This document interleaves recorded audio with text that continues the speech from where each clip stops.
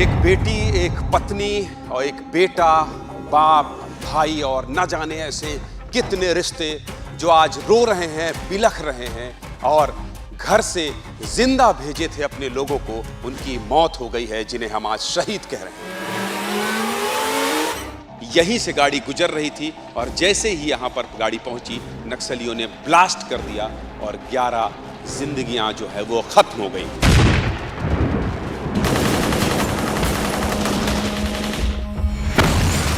ये तार है, ये सांकेतिक है, इसको आप संकेत समझिए। तार मैं लेकर आया हूं क्योंकि इसका बहुत महत्वपूर्ण रोल रहता है जब नक्सली ब्लास्ट करते हैं। अब ये तार मैंने कहां तक बिछाया है और नक्सली कैसे इस तार के सहारे 500 मीटर दूर बैठकर ब्लास्ट कर सकते हैं, अगर वो देख पा रहे हैं। नक्सलवाद को समझने जानने के लिए ग्राउंड पर आना पड़ता है, देखना पड़ता है। हर दिन बह रहे खून की जो गवाही देता ये जंगल है, यहां आकर उन चीखों को सुनना पड़ता है, तब समझ में आता है कि नक्सलवाद क्यों छत्तीसगढ़ के बस्तर को लीलता जा रहा है, लीलता जा रहा है, लीलता जा रहा है। नक्सलवाद को समझने जानने के लिए ग्राउंड पर आना पड़ता है। संवाददाता ज्ञानेंद्र तिवारी ने जो कहा वो सिर्फ चंद शब्द नहीं है, वो लाल आतंक का आईना है, क्योंकि नक्सलवाद को समझने के लिए ग्राउंड पर आना पड़ता है और हर दिन बहते खून की गवाही बने जंगल को सुनना पड़ता है। इसीलिए एबीपी न्यूज संवाददाता ज्ञानेंद्र तिवारी ग्राउंड जीरो पर मौजूद है और शहीदों के खून की छींटों से सने जंगल को सुनकर आज देश को बताने जा रहे हैं कि छत्तीसगढ़ के दंतेवाड़ा में क्या हुआ था जिसने वतन के 10 सपूतों को शहीद कर दिया।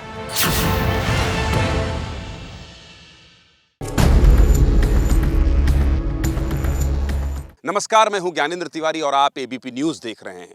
कल एक ऐसी घटना हुई छत्तीसगढ़ के दंतेवाड़ा में जिसने दिल दहला दिया। 11 लोगों की शहादत हो गई। 10 जवान डिस्ट्रिक्ट रिजर्व गार्ड के जिनकी ब्लास्ट में मौत हो गई और उसके बाद अब लोग कह रहे हैं कि नक्सल का खात्मा करेंगे। आखिर ये नक्सलवाद का नासूर क्या है? सालों से छत्तीसगढ़ में नक्सलवाद खत्म क्यों नहीं हो रहा है और कैसे इस पूरी घटना को नक्सलियों ने कल अंजाम दिया जिसमें 11 लोगों की जान चली गई? आज वो सब कुछ आपको एबीपी न्यूज में बताऊंगा। अगर आप ये सोच रहे हैं कि एक पक्की चमचमाती सड़क के नीचे से ब्लास्ट कैसे हो जाता है, तो एबीपी न्यूज की ये रिपोर्ट आप देखिए। अगर आप ये सोच रहे हैं कि जवानों के पास हथियार होता है फिर नक्सली कैसे उन्हें मार देते हैं, तो एबीपी न्यूज की रिपोर्ट देखिए। अगर आप सोच रहे हैं कि कब नक्सलियों ने बम प्लांट किया, आईईडी सड़क के नीचे लगाया, यह भी जानना चाहते हैं, तो आप एबीपी न्यूज की रिपोर्ट देखिए। और आप ये देखिए कि कहां बैठकर तेज गति से आने वाले वाहन यानी गाड़ी को नक्सली ट्रिगर करके उड़ा देते हैं और नक्सलियों के पास ये कहां से इतना ज्ञान आता है, यह आज सब कुछ एबीपी न्यूज की इस रिपोर्ट में हम आपको दिखाएंगे और बताएंगे। ज्ञानेंद्र तिवारी जिस गड्ढे में खड़े होकर रिपोर्टिंग कर रहे हैं, यही वो गड्ढा है जो दंतेवाड़ा में ब्लास्ट के बाद बना था। धमाका इतना भयानक था कि पक्की सड़क पर 7 फीट गहरा गड्ढा हो गया था। ये धमाका कैसे हुआ वो ज्ञानेंद्र से समझिए।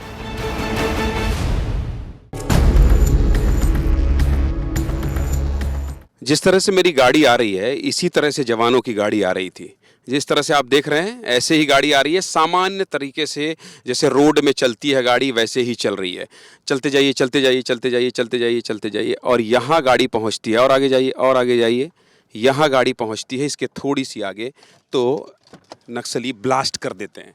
अब आप समझ रहे हैं, जब इस रास्ते से गाड़ी कोई आएगी और सीधी सड़क है तो कितने स्पीड में आएगी। मैं धीरे आया हूँ। पप्पू एक बार जाइए, एक बार पीछे जाइए और एक बार अपनी गति से आइए।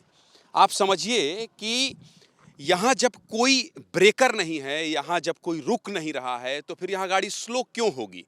तो मैं आपको बताने का मेरा मकसद केवल ये है कि कितने स्पीड में गाड़ी रही होगी और नक्सली कैसे ट्रिगर एकदम उसी वक्त दबाते हैं जब।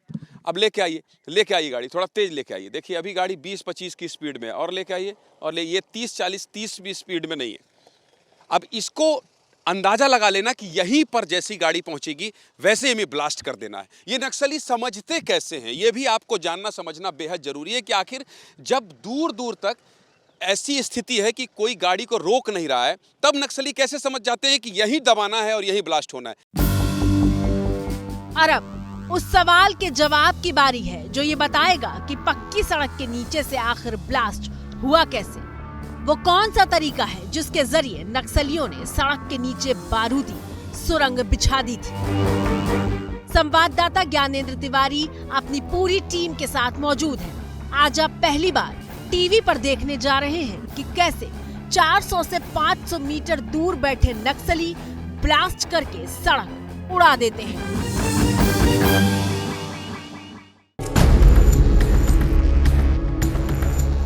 ये तार है, ये सांकेतिक है, इसको आप संकेत समझिए। तार मैं लेकर आया हूं क्योंकि इसका बहुत महत्वपूर्ण रोल रहता है जब नक्सली ब्लास्ट करते हैं। अब ये तार मैंने कहां तक बिछाया है और नक्सली कैसे इस तार के सहारे 500 मीटर दूर बैठकर ब्लास्ट कर सकते हैं अगर वो देख पा रहे हो तो आइए देखते हैं। देखिए ये तार है, ये तार है। इसी तरह से एकदम आप समझिए कि कल यही हुआ होगा। अविनाश मेरे साथी हैं, कई सालों से मैं नक्सलवाद कवर कर रहा हूं, मेरा सहयोग करते हैं, यहाँ के बस्तर के पत्रकार हैं। अविनाश मेरा साथ दीजिएगा आप प्लीज वहां तक जाने में। ये तार है, इस तार को देखते जाइए। वक्त जरूर लगेगा लेकिन आज आप ये समझ जाएंगे कि पक्की सड़क को कैसे ब्लास्ट करके उड़ा दिया जाता है। इस गड्ढे को देखिए। अविनाश मुझसे जब कह रहे थे, मैं इस गड्ढे को देख रहा था कि ये गड्ढा पानी का नहीं खोदा हुआ है। अविनाश क्या बता रहे थे? दर्शकों को ऐसा समझाइए कि जो एबीपी न्यूज़ देख रहे हैं वो ये समझ जाएं कि इस तार का क्या रोल होता है ब्लास्ट में। देखिए दरअसल 2-3 तरीके होते हैं। ये सड़क आप जो देख रहे हैं ये पक्की सड़क है और इसके निर्माण में काफ़ी लंबा समय लगा होगा और सड़क के निर्माण की एक प्रक्रिया होती है, अर्थवर्क, और उसके बाद अलग अलग लेयर्स। तो ये तो या तो एक तरीका होता है कि नक्सली दबाव में डालकर या अपने बातों से प्रभावित कर उन मजदूरों के ज़रिए ही अपना बारूद वहाँ पे लगवा दें। एक तरीका ये होता है। दूसरा तरीका ये होता है कि यदि सड़क बन चुकी है और बारूद नहीं लगाया जा सका है तो साइड से एक सुरंग सा बना लें। ये सुरंग वही है? बिल्कुल ऐसा प्रतीत हो रहा है कि आप ये देखिए, यहाँ से एक सुरंग सा ये गया हुआ रास्ता और इस तरफ जब आप देखेंगे तो आप ये देखिए, ये पूरी जगह है, एक ये होल सा है क्योंकि ब्लास्ट होने के बाद ये पूरी की पूरी जो ज़मीन है वो ध्वस्त हो गई है और ये हिस्सा नीचे आ गया है। लेकिन अगर आप आकलन करें तो ये सहज अंदाज़ा लगाया जा सकता है कि यहाँ पे किसी प्रकार की गतिविधि की गई है।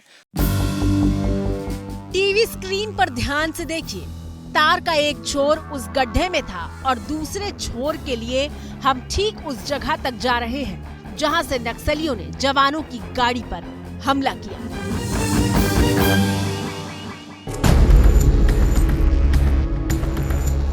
ये वो जगह है जहां कल ब्लास्ट हुआ है। ये तार को दिखाते जाइएगा और बिल्कुल जूम मत करिएगा, हर कुछ वाइड फ्रेम रखिएगा ये, क्योंकि ये दर्शकों को देखना बहुत जरूरी है। नक्सलवाद खत्म क्यों नहीं हो रहा है, कौन सी प्रोसेस है, नक्सलियों का इंटेलिजेंस जवानों के इंटेलिजेंस से क्यों ज़्यादा है, सब कुछ समझिए। अब ऐसे इंटेलिजेंस का आप क्या कर सकते हैं ये देखिए। और ये अविनाश ने ही मुझे ये रास्ता बताया कि आप आते जाइए, ये पगडंडी और ये गली आपको वहाँ तक ले जाएगा, अपने आप ले जाएगा जहाँ ये पूरा तार और ये जाल बिछाया गया था। ये पूरी कवायद जो कल नक्सलियों ने की है और ये कितने दिन पहले की है ये सब आपको दिखाऊंगा। इधर आइए अविनाश, वो जगह दिखाइएगा जरूर। हाँ, क्या दिखाना चाह रहे हैं अविनाश? असल में ये जो तार होता है ये पहले पूर्व में ही लगा दिया जाता है और लगाने के बाद इस तरह ये देखिए मिट्टी खोद करके तार को उसके अंदर डाल दिया जाता है। उसके बाद इस तरीके से जो पत्ते हैं इनको इसके ऊपर रख दिया जाता है ताकि ये दिखाई ना दे। ऐसे इस तरीके से देखिए, तो ये जंगल में आपको दिखाई नहीं देगा। ब्लास्ट करने के बाद नक्सली तो चले जाते हैं, बाद में जब इसे हटाया जाता है तो पता लगता है कि यहाँ वायर है। फिलहाल इसको खोदा गया है, ये कौन खोदा होगा, कैसे इसका तार तो निकाला गया है? देखिए जनरली हम लोग जब कवरेज पे जाते हैं इस तरह की घटनाओं में, तो यदि हम घटनास्थल पर सही समय पे पहुंच जाते हैं तो इस तरह की जगहों में तार मौजूद होता है। लेकिन बाद में जब पुलिस भी निकाल सकती है, सर्चिंग पुलिस करती है इसको ढूंढते चलिए मैं आपको लेकर चलता हूँ कहाँ तक गया है ये तार। अविनाश इसको इस गड्ढे के साथ ही चलना है ताकि वहां तक हम पहुंच सकें। इस गड्ढे के साथ चलना है।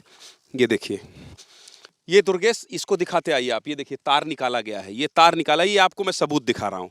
ये सबूत दिखा रहा हूँ कि कैसे नक्सली कितनी दूर से इसको लेकर आए हैं। और 2 लोग मेरी मदद कर रहे हैं, इधर दिखाइए, मेरे सहयोगी रवि और पप्पू, जो ये दिखा रहे हैं कि तार कहाँ तक गया है। आ जाइए, अब ऊपर कर लीजिए कैमरा, इधर आइए, ये देखिए, ये वो पेड़ है। अच्छा, आप ये क्यों कह रहे थे कि पेड़ में बैठकर ही ब्लास्ट किया गया है अविनाश? देखिए ये जो महीना पप्पू जरा ऊपर चढ़िए आप। हाँ, ये जो महीना है ये नक्सलियों की TCOC का महीना है। इस दौरान क्योंकि जंगलों में पत्ते झड़ जाते हैं तो दृष्टता बढ़ जाती है। ऐसे में नक्सली आसानी से दूर रहकर अपने टारगेट पर हमला करते हैं। लेकिन क्योंकि इन दिनों बारिश हुई है, पत्ते फिर से बढ़ गए हैं, ऐसे में नक्सलियों के सामने एक चुनौती रही होगी कि दूर में बैठकर हम रास्ते पे चल रही सड़क को कैसे देखें, क्योंकि आप खुद भी देखिए यहाँ से सड़क नहीं दिख रही है। सड़क नहीं दिख रही। ऐसे में इन लोगों ने एक योजना बनाई होगी कि अगर हमको टारगेट पे दिखा, कुछ भी नहीं दिख रहा, एकदम अपने लेवल पे घुमाइए, कुछ भी नहीं दिख रहा है। देखिए यहाँ से सड़क नहीं दिख रही है, तो ऐसे में इन्होंने ये योजना बनाई होगी कि इसके ठीक पीछे जो आप ये पेड़ देख रहे हैं इसके ऊपर नक्सली जो है।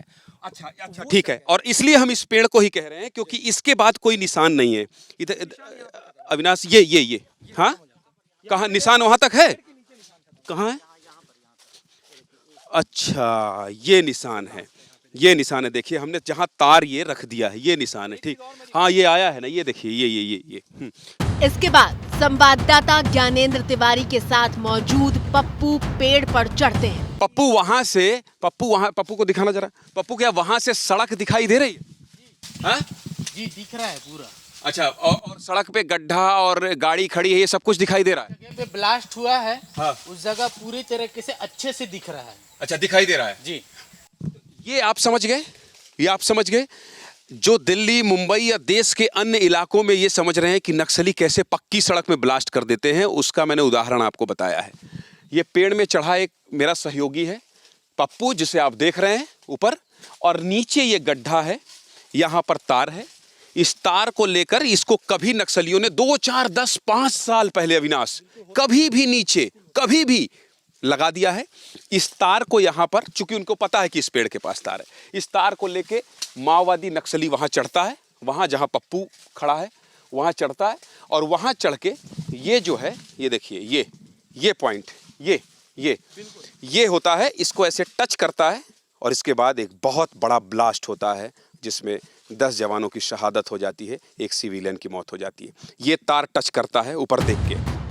पेड़ पर नक्सली सिर्फ हमले को अंजाम देने के लिए नहीं चढ़ते, बल्कि ब्लास्ट होने के बाद होने वाले इफेक्ट से खुद को बचाने के लिए भी पेड़ पर चढ़ते हैं। पेड़ों के पीछे छुपने की एक वजह यह भी है कि देखिए जहाँ से ये ब्लास्ट किया गया है, ये जो सड़क है उसकी गिट्टी है ये, तो ये जब ब्लास्ट हुआ होगा तो ठीक एक गोली की तरह, जो बंदूक से निकली गोली की तरह। बहुत महत्वपूर्ण बात बता रहे हैं आप, समझिए कि इसलिए भी क्योंकि यहाँ भी आ सकता है, यहाँ गाड़ी के परखच्चे आए हैं। बिल्कुल।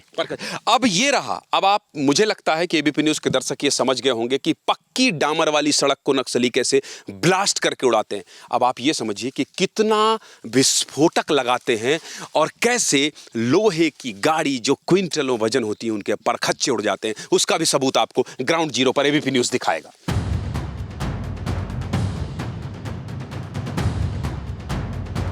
माना जा रहा है कि नक्सलियों ने अरनपुर समेली कैंप के बीच जब इस सड़क का निर्माण चल रहा था, उसी वक्त से आईईडी प्लांट करके रखी हुई थी।